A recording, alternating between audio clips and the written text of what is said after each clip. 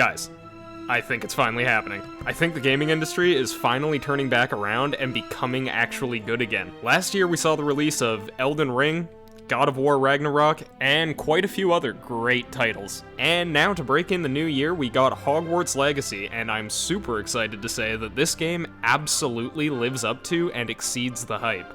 I was personally cautiously optimistic about this game. When I first heard it was coming out, I thought it was the perfect fictional universe to adapt into a game. That being said, I wasn't entirely confident that a brand new studio with no track record would be able to do it properly. But I'm happy to report that my worries did not come to fruition, as Portkey Games has created probably the best movie adaptation video game that I've ever played. Actually, not even probably, 100% this one's the best. That being said, it does have a few issues. So first up, let's talk about what for me was the most disappointing part of this game. And that's the performance on PC. Don't get me wrong, it's not like unplayable or anything, far from it, but it definitely drops frames way too much. At its best, the game was running at around 120 FPS at max settings, but that's rarely the case, and I noticed that when the in-game population becomes really high, such as when you're in like Hogsmeade or certain areas within the castle, it was dropping to around 50 or even 30 FPS in some rare cases. The average I've noticed across the board is somewhere around 60, so again, not unplayable, but not ideal. Like I said, this is the biggest issue with the game for me, and also one that can be fixed fairly easily with updates, so it's really not that big of a deal, especially since, as I said, it's far from unplayable. Next up, let's talk about the world design. It's absolutely incredible. In my video on the best games of 2022, I said that I didn't think we would see another game with the same environmental quality as Elden Ring for years. And while I still think that's true, Hogwarts Legacy did come pretty close. The environments in this game are amazing. Walking around in this version of Hogwarts seriously feels like stepping into one of the movies. For example, the front entrance where McGonagall summons all the Stone Knights in the last movie, the stairs where her and Umbridge had that awesome exchange where they both keep taking one step up as they argue, Hagrid's shack, the Quidditch pitch, the Room of Requirement, the entrance to the Chamber of Secrets, it's all here. Except there's no Whomping Willow, and that, I don't know why, but that pissed me off. There's tons of new things to see as well, but the amount of time that they spent making this feel like the Hogwarts from the movies is truly impressive. My main concern with this game before it came out was that, like so many other adaptation games, it would completely fail to feel like the original work. But the team at Portkey Games did the seemingly impossible and brought the real Hogwarts to PC and console. This will be the new standard going forward for any studio attempting to do the same with another IP. In my opinion, the world design is the main reason you play this game. Don't get me wrong, the combat and everything is a lot of fun, but I don't remember the last time I've just aimlessly walked around in a virtual world as slow as the engine allows with no objective other than seeing all the finite detail put into every area. Well, Elden Ring, but other than that. Next up, let's talk about the gameplay. It mostly consists of combat and puzzle solving, so let's go over both separately. The combat in this game is awesome. The arsenal of different spells and abilities allow you to approach each encounter in a variety of interesting ways. You can choose to take a stealthy approach with the invisibility spell. You can charge directly in with a flurry of offensive spells. You can even be an evil little bastard and use the dark arts to absolutely torture your hapless victims. It's really all up to you.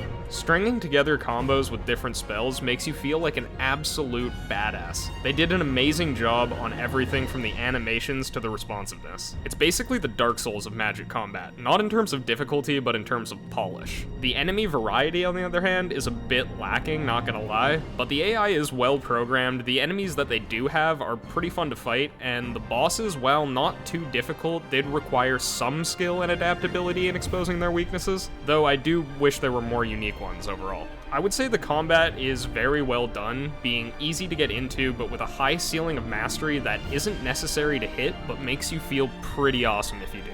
The other major aspect of gameplay while completing missions is puzzle solving. An aspect of gaming that, even in some of the best action games, usually kinda sucks ass.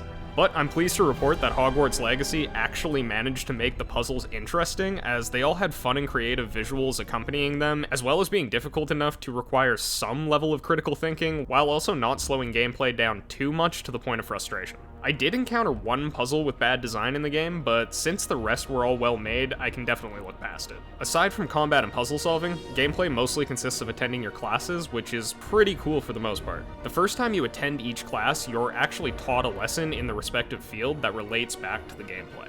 For example, the first time you go to herbology, you get a lesson right out of the movies, repotting mandrakes, and the game takes this opportunity to explain how growing ingredients for your potion works in the game. Most of the lessons are pretty interesting and connect back to the movies and books in some way.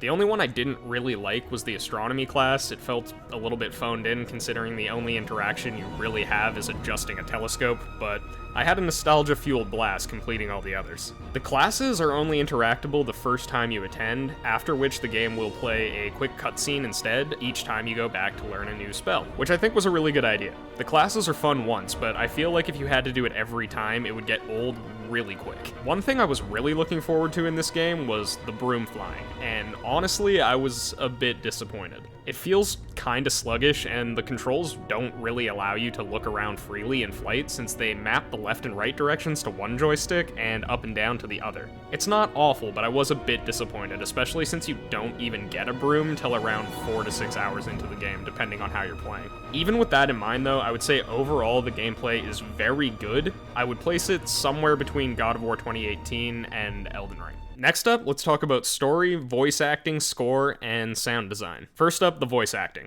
I'm surprised to say it was actually really good. For the most part. Seems the goblin problem has... Enough! Goblins. I've no time for rumors, Fig, and I'm rapidly losing whatever patience I had left.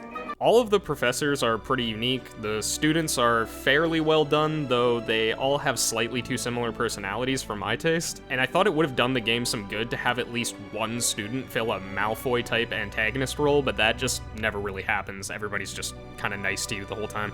The story itself it's okay. It's not the game's strongest element, as the primary antagonist really isn't that interesting, though I did like them not making him overwhelmingly evil. His motives for what he was doing made sense, and at times almost felt a little bit wrong to be fighting against, considering he was trying to end the oppression of his race. He feels more like a Grindelwald than a Voldemort, as his motives weren't necessarily evil, it was the way he went about achieving his goals. The story overall I would say was passable. I was more interested in the world itself, but I kinda knew that that would be the case before playing, and more than that, I think it was intended. One thing I was extremely impressed with was the sound design. Every spell was given so much attention to detail that if you were to blindfold me and cast a random spell in the game right now, I would probably be able to tell you which it was just based on the sound.